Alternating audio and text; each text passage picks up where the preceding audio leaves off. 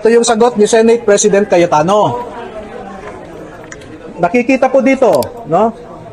Sa ikalawang paragraph. Ang sinabi, wala pong imbitasyon na galing sa Senate Blue Ribbon Committee. Di ba? Nakalagay? O kaya pumunta rin kami dito, ang isang rason para iklaro namin. Dahil depektibo po itong imbitasyon eh. No? Ang gusto lang namin ay sundin natin yung... defective ang imbitasyon ha. Malinaw yan, sinabi ni Atty. Baligod.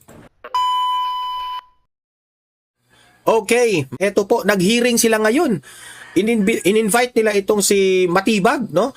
Nag-hearing lang sila para i-discredit itong mga 18 brave ex-Marines. Grabe, no? Nag-hearing pa kayo dyan, tapos pupunta lang naman kayo dyan, tapos sisiraan nyo ang mga 18 ex-Marines. Tapos in-invite pa nila. Gusto pa nilang imbitahin itong mga 18 ex-Marines, pero hindi naman nila pinapaniwalaan. Kasi hindi sila sinipot. Hindi sila sinipot ng mga 18 ex-Marines, okay? Kasi po, itong si Senator Erwin Tulfo, pina-inhibit ni Atty. Baligod sa Blue Ribbon. Ayan. Kasi raw, ang sabi ni Atty. Baligod, may depektibo po ang inyong imbitasyon. Ayan, di ba? Kung ako sa inyo Atty. Baligod, wag na kayong pumunta doon kasi gigisahin lang kayo. Instead na kayo po ay tutulong sa ating bayan, kayo po ay i-discredit lang doon. Kaya wag na kayong pumunta doon, di ba? Actually, sa Senado ngayon, building ito ng Senado, no? Building yan. Dito naghihiring sila. Sa taas raw, nagpapapreskon yung mga 18 ex-Marines. Kasama itong si Robin Padilla. Tapos, dismayado itong si Senate President Gatchalian, acting Senate President na nangangarap na maging Senate President.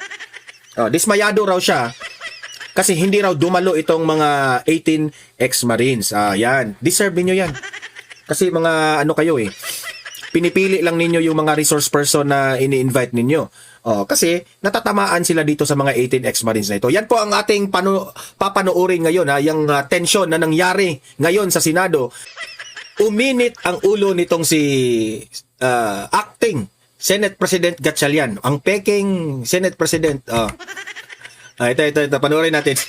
Senator Pangilinan, we now go to our acting Senate President, Senate Pro Tempore. Itong filinggerong si Win Gatchalian. Feel niya na SP siya eh. Maraming salamat, Chairman, and let me acknowledge and thank our Chairman Erwin Tulfo for calling this hearing/consultative. Ano mo talaga, no? Mapapansin mo talaga sila, no, na sobrang gahaman sila sa kapangyarihan. Atat na atat sa kapangyarihan. Meeting. Let me also thank our Vice Chairman Tito Pangilinan, and of course all the members of this esteemed committee. Unang-una sa lahat po, nakakadismaya na hindi po umattend. Di iyak ka, di ba? Iyak. Gatchalian, iyak. Iyak ka na lang. Yung 18 bodyguards, yung kanilang abogado na si Atty. Baligod. Tinawag pa nilang bodyguards, di ba? Wala talagang mga respeto itong mga mga senador. Alam nyo, kayong mga senador, kayong diyang nakalinya, last na lang na term ninyo ito eh. Parang ayaw na ng taong bayan sa inyo eh. At si Ginoong Mike Defensor dito sa ating patawag. Ito po ay opisyal na patawag. Nag-release po ang Blue Ribbon Secretariat ng official na invitation. Ipinost to sa website. Itong ating consultative meeting today ay ini-stream rin po sa website. At makikita po natin na full complement po ang nandito po sa consultative meeting. At nakakadismaya po dahil kung alam ng mga invited guests, particularly po yung 18 bodyguards, na sa loob ng kanilang puso ay alam nila ang katotohanan, dapat pumunta ho sila dito para ipamahagi at i-share sa ating lahat ang katotohanan. Hindi ho pwedeng pumili kung saan sila pupunta at magsalita. Hindi ho pwedeng pumili. Mali siya. Actually, hindi pumili ang 18 ex-Marines. Kanina, binanggit doon na ayaw nilang pumunta dyan kasi binabase nila sa konstitusyon na dapat ba silang pumunta dyan. Hindi naman siguro legit na pumunta sila dyan Kasi nakasama po sa kanilang affidavit doon na tumanggap ng maleta itong si Erwin Tulfo. Tapos si Erwin Tulfo yung Blue Ribbon Committee Chair. So may problema tayo dyan eh. Di ba? Kasi magagalit yan si Erwin Tulfo. Alam naman natin yung ugali ng mga Tulfo. Eh sila, ang sabi nila, baka i-contempt sila ni Tulfo. Di ba? So, delikado sila. So, kaya hindi sila dumalo. Kung sino ang kakausapin ho nila, kung kakampi man o hindi. Dahil kung alam mo na sa puso mo ang katotohanan, kahit saan ka pumunta, katotohanan ang dapat mong sabihin. Ako personally, marami po akong inihandang mga katanungan. Nakita ko po yung kanilang mga sinumpaang salaysay. Marami po akong gustong itanong dahil marami po akong nakikitang inconsistency, gaps, at gusto kong malinawan itong mga inconsistencies at gaps. Inconsistency. Eh di syempre, understood na natin yan na yan po ang sasabihin nila. Nagprepara ho tayo para makausap po sila at para po maging patas ang pagdinig ho natin ngayon. Anong patas? Hindi pa nga kayo nagsisimula, dinis-discredit ninyo na ang 18 ex-Marines, di ba? Hindi po wag po kayong magsalita ng patungkol sa patas-patas kasi in the first place hindi na kayo patas. Okay, hindi na kayo patas. Umagang ito. Pero sa ganitong sitwasyon, ako po personal na nadidismaya dahil hindi ho tayo nagkaroon ngayon ng pagkakataon para matanong sila. Dapat lang madismaya ka talaga. At lalong klaruhin yung mga Kasi hindi po kayo dapat sisiputin ng mga 18 ex-Marines. lang isinasabi. Pinagbigyan na kayo nung panahon ni Lacson, gusto magpa-invite itong 18 ex-Marines, ayaw niyong imbitahin. Ngayon, gusto niyo namang imbitahin, di ba? Mga gago pala kayo eh. Itong mga nakaraang mga panahon. Sa alam ko marami ho silang inikutan na iba't ibang venue para magsalita. Pero ito po yung pinakamahalagang venue para po ilahad ang katotohanan. So, sa ganitong punto, ako po yung nagpapasalamat po sa ating chairman sa kanyang paghahanda dito sa ating aktibidad ngayong araw na ito. At nagpapasalamat po ako sa lahat ng ating mga kasamahan dahil nagbigay ho. Okay, so yan po ang statements ni acting Senate President di umano na si Win Gatchalian na loser. Loser ang tawag natin sa kanya kasi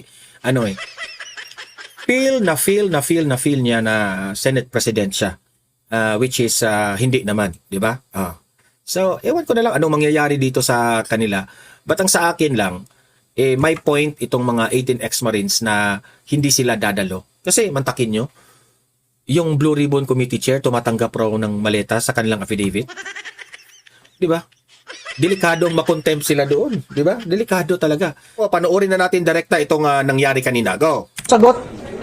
No, ito yung sagot ni Senate President Cayetano. Nakikita po dito, no? Sa ikalawang paragraph. Ang sinabi, wala pong imbitasyon na galing sa Senate Blue Ribbon Committee. Di ba? Nakalagay? O kaya pumunta rin kami dito, ang isang rason para iklaro namin. Dahil depektibo po itong imbitasyon eh. No? Ang Grabe. gusto lang namin ay sundin natin yung Defective ang invitasyon ha. Malinaw yan, sinabi ni Atty. Baligod. rules of the Senate mismo. Okay? Pangalawa,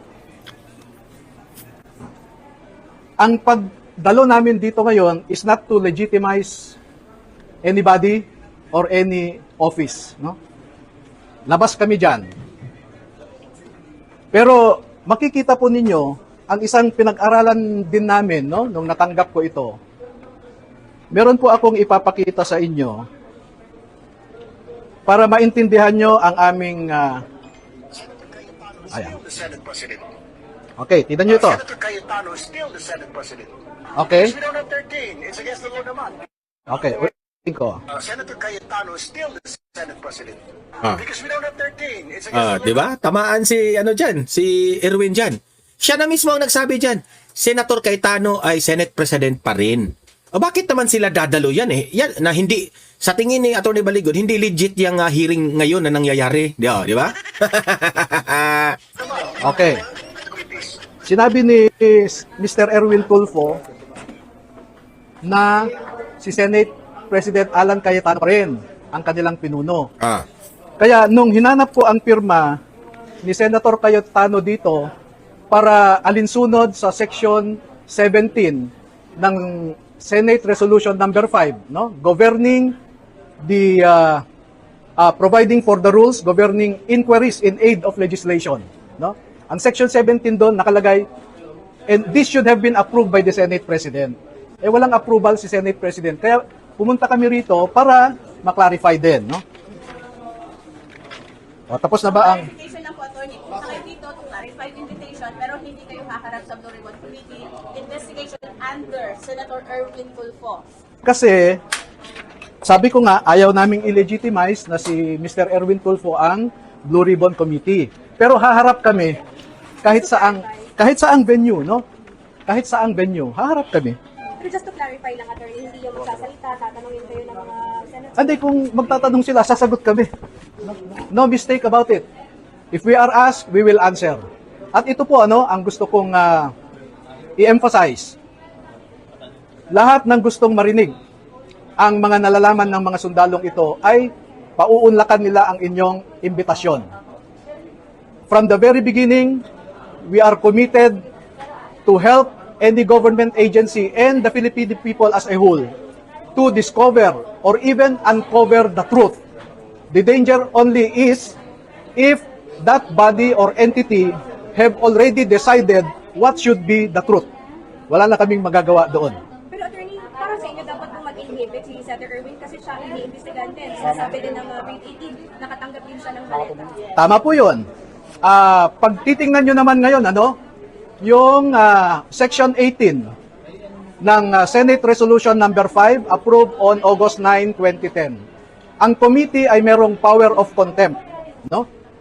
Ngayon, inaakusahan naming isa, si si Erwin Tulfo. Sa tingin nyo ba ay aamin siya? Hindi, di ba? So, ang sasabihin niya, sinungaling kayo. At makikita nyo sa Rule 18, Section 18 ng Senate Resolution number 5, pwede niya kaming i-cite in contempt at ipakulong kami. No? So, we have an anomalous situation na yung inaakusahan mo ay siya ang uupo na investigador at huwes at the same time. Correct. So how can... Di ba? Nag-gets ninyo? Sabi niya, bakit naman kami pupunta dyan sa hearing ni Senator Erwin Tulfo na dito sa aming affidavit, siya po ay tumanggap ng mali-maletang pera?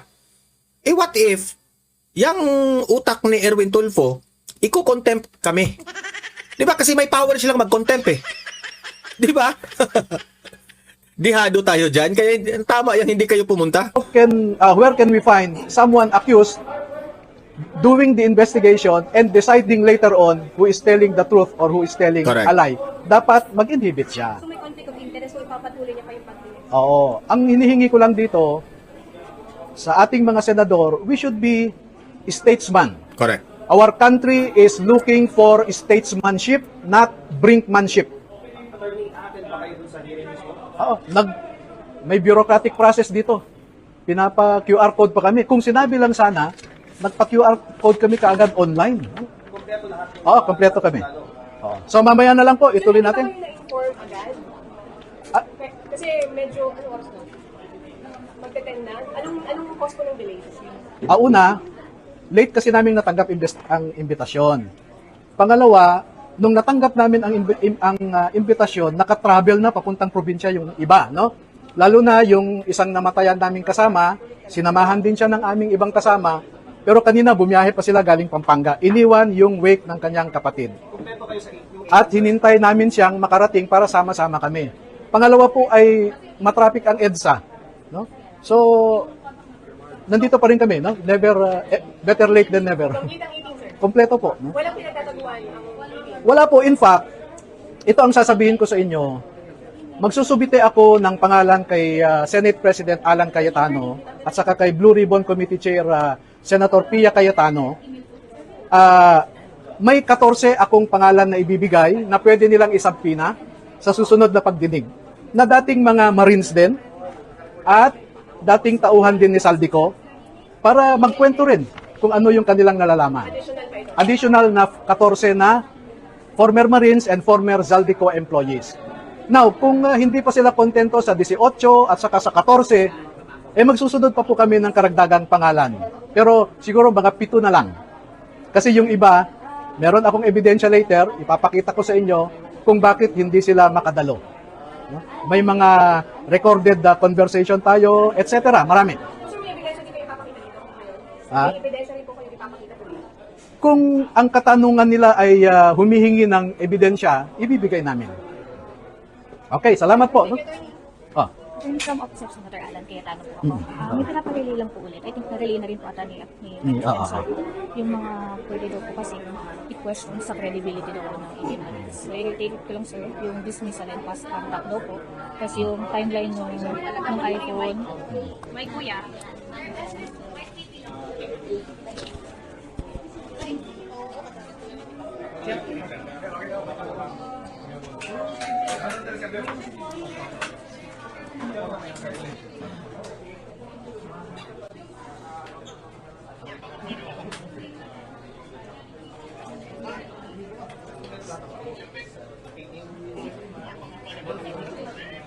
Okay, so yan ito naman, panoorin natin itong isang video naman, no?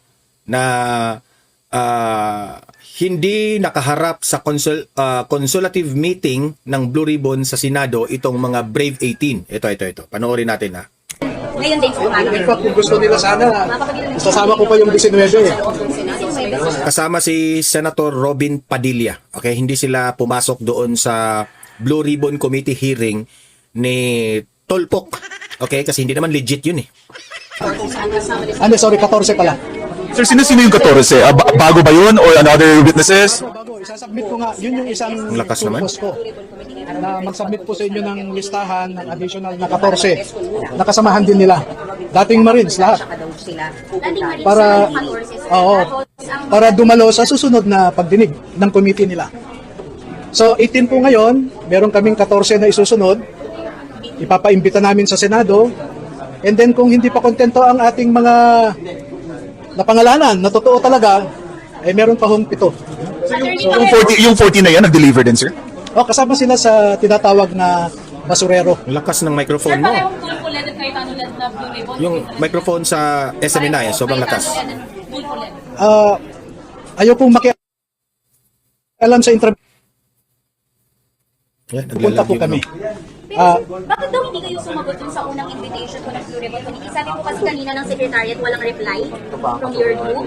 Hindi po totoo yun. I think they're putting blame when there should be none. Sa sulat nga nila, wala silang sinabing mag-reply kami eh.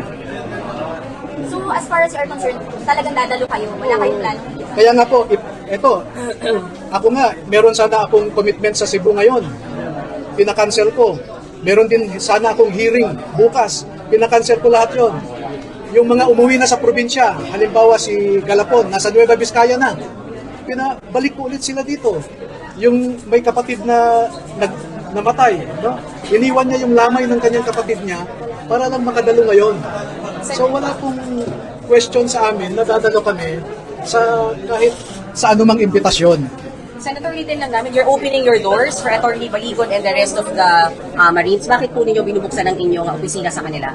Siyempre, dahil meron naman kaming, yung aming committee naman, na pinangungunahan ni Madam Senator Pia Cayetano at ni Senator Marcoleta, siyempre sila ang aming mga guest naman doon. At bilang ako naman present dito, nagtatrabaho ako sa opisina ko, nakatanggap ako ng tawag mula sa kanila na nandito sila at gusto nila pumunta sa opisina ko, siyempre, kailangan ko silang salubungin at istimahin. Clarify lang natin, hindi nyo ho sila pipigilang umattend sa hearing today? Ay, bawal ho sa atin yan. Demokrasya po tayo. Kung ano ang gustong gawin ng kahit na sinong Pilipino, basta yan ay naaayon sa batas, huwag po natin pigilin. Sir, isa na lang, pasagutin ko lang kayo kasi sinasabing bogus at live selling yung hearing last week. Your comment on that? Because that Opinion is po nila yan at ginagalang po natin yan. Demokrasya po tayo at yun din naman po din ang posisyon naman din ng aming Senate President, Alan Cayetano, na yung amin, yun ang tunay. Pero ganyan po talaga. Ang mainam po, pakinggan na lang natin kung sino yung mga common na tao, mga tao na wala naman sa posisyon, mga tao po na nagmamalasakit. Sila po, pakinggan natin. Lahat ng Pilipino may boses. Kaya po pakinggan natin. Hindi kayo na-offend? Hindi po. Wala, hindi po ako mahaba na po ang PC ko sa bundong ito. Opo, yung mga ganyan po, hindi po ako na-open. Huwag lang akong agawan ng asawa, iba yun. Sir, when aware po si Senator Cayetano nandito sa hearing ngayon, kasamahan niyo sila. Ay, kung kailangan po, pagka sinabi po ni attorney at ng aking mga bayani, sasamahan ko po Bakit sila. po kayo mismo ang sumundo pala, sir? Kasi di ba pwedeng sila nalang umakyat? What happened here? Inaantay ko po sila sa taas. Medyo natagalan na ako kasi kanina pa kami nag-usap eh. Kaya bumaba na ako. Yung pala, dadaan pa pala dito. Akala ko naman, inaantay sila ng Blue Ribbon, kaya dapat sana mabilis na sila.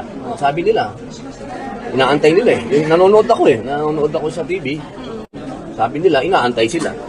Akala ko naman may pagmamadali. Wala palang So pagmamadali. yung presence nila ay as your guests o as resource person sa hearing? Siguro Parehas. makakasagot po niyan si attorney kasi hindi ko naman sila inimbita. Hindi binibigyan, sir? Wala pong ganung pag-uusap. Ako po lang dyan, nag-uopisina. Pero kailan kayo nasabihang darating sila, sir? Kanina po. Habang sila Senator Cayetano po, alam po nila na darating po sila. Alam ko kasi hindi. Alam ko hindi eh. Kasi sir, naalala ko merong Sorry letter wala si- ako talagang knowledge sa hearing na to. Wala. May letter po kasi si Senator Alan sa kanila na yung legitimate po ay yung nangyari noong June 4. So hindi ito. Siyempre yan, dapat sila ang makasagot. Hindi ako. Salamat. Sige, sir.